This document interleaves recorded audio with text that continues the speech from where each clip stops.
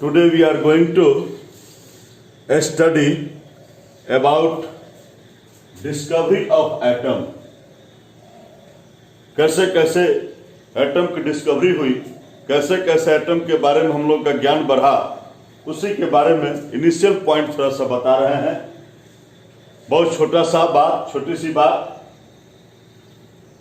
महर्षि कणाद थे हमारे ही देश के बहुत बड़े वैज्ञानिक। उस समय ऋषि महर्षि ही वैज्ञानिक हुआ करते थे। वैज्ञानिक का मतलब ही ऋषि महर्षि था। हमारे ही देश के थे महर्षि कणाद। यह हम बात आज की नहीं कर रहे हैं, यह हम बात कर रहे हैं कि महात्मा बुद्ध के जन्म के 800 वर्ष पहले की मैं बात कर रहा हूं। आपको तो पता ही है महात्मा बुद्ध का जन्म कब हुआ था। 563 BC, यानी कि ईसा के क्राइस्ट के जन्म के 563 ईस्वी पहले, और उससे 800 वर्ष पहले। बाप रे बाप, कितने दिन पहले हमारे देश के विद्वानों ने, ऋषि महर्षियों ने एटम के बारे में कल्पना कर ली और बताना शुरू कर दिया।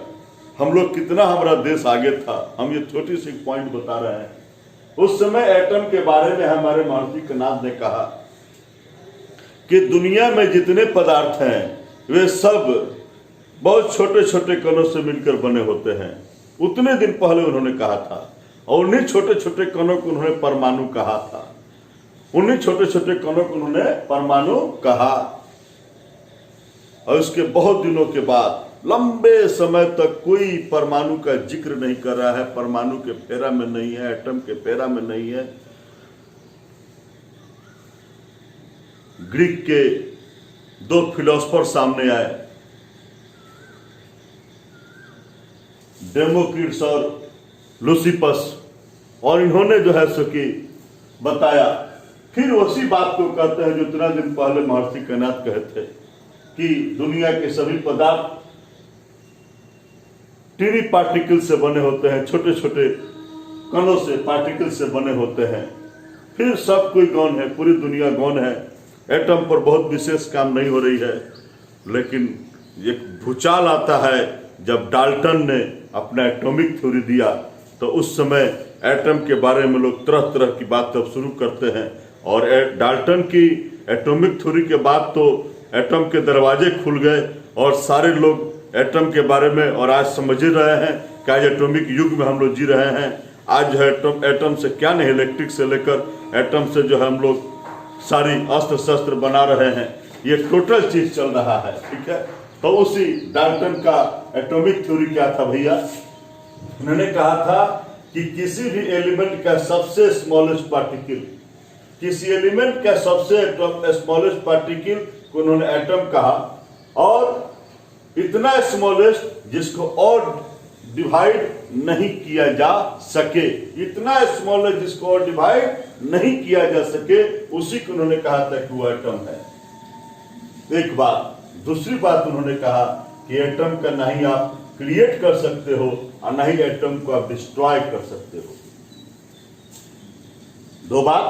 तीसरी बात उन्होंने कहा, और एक ही एलिमेंट है, मान लो गोल्ड है, तो गोल्ड के सभी एटम अपने शेप और अपने मास में एक ही जैसे होते हैं, एक ही टाइप के होते हैं।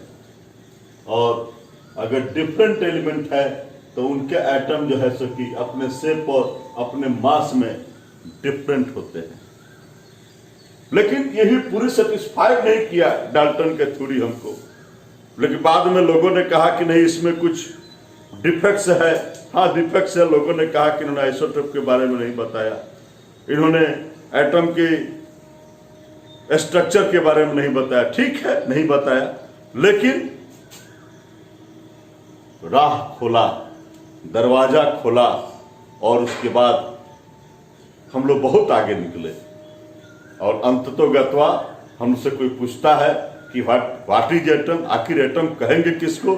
तो एक डिफाइन करने का प्रयास किया गया है कि एलिमेंट का सबसे स्मॉलेस्ट पार्टिकल जो केमिकल रिएक्शन में भाग लेता है, पार्टिसिपेट करता है, लेकिन हो सकता है कि वह फ्री स्टेट में पाया जा सके और नहीं भी पाया जा सके।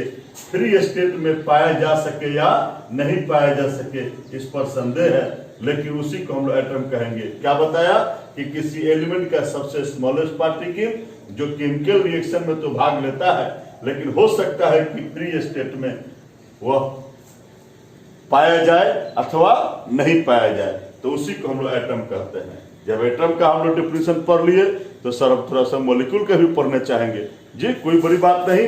इसी से मिलता जुलता मैंने बताया है कि smallest particle of A compound, atom जो है एलिमेंट का सबसे स्मॉलेस्ट पार्टिकल है और मॉलिक्यूल जो है कंपाउंड का सबसे स्मॉलेस्ट पार्टिकल है। एटम केमिकल रिएक्शन में भाग लेता है और मॉलिक्यूल हो सकता है कि ले भी ले केमिकल रिएक्शन में भाग और नहीं भी ले, और एटम फ्री स्टेट में पाया भी जा सकता है और नहीं भी, लेकिन मॉलिक्यूल फ्री स्टेट में पाया जाता है। और इस तरह से मैंने एटम और मॉलिक्यूल की परिभाषा भी दी है। फिर मिलते हैं आपसे नेक्स्ट एपिसोड में। Thank you.